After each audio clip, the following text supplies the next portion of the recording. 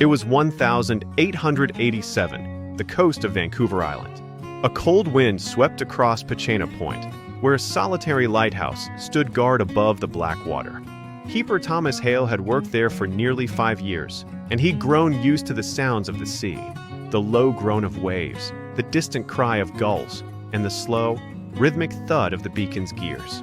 But that night, the fog rolled in thicker than he had ever seen. It muffled every sound, every light, and from somewhere beyond the haze came the faint toll of a bell. Thomas stepped out into the cold mist, lantern in hand, straining to see through the gray.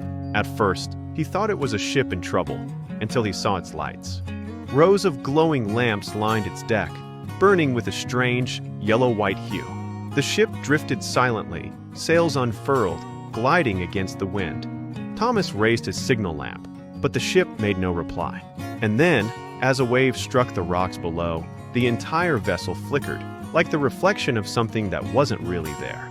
Thomas ran to the telescope by the lantern room, his breath fogging the glass. Through the lens, the ship came into view, an old steamer, black and rusted, its masts half splintered. Figures lined the rails, sailors, women, even children, their faces pale and still, staring toward the shore.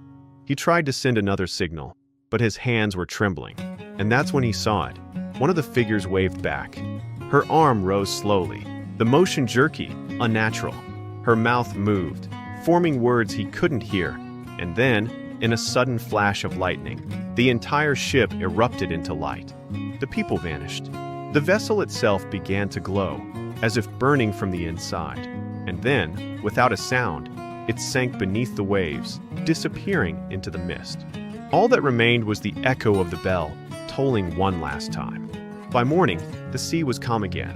Thomas wrote the event in his logbook, unknown steamer sighted, possibly wrecked during the storm. But when a rescue crew arrived days later, they found no debris, no bodies, no record of any missing ship. The entry remained forgotten until 1906, when news reached the coast that a real vessel, the SS Valencia, had gone down in the same waters, in almost the same spot. Witnesses described her just as Thomas had, a black steamer with glowing lamps, her deck crowded with ghostly passengers before she slipped beneath the waves.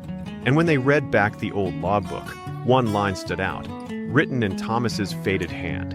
"The ship I saw last night has not yet been built."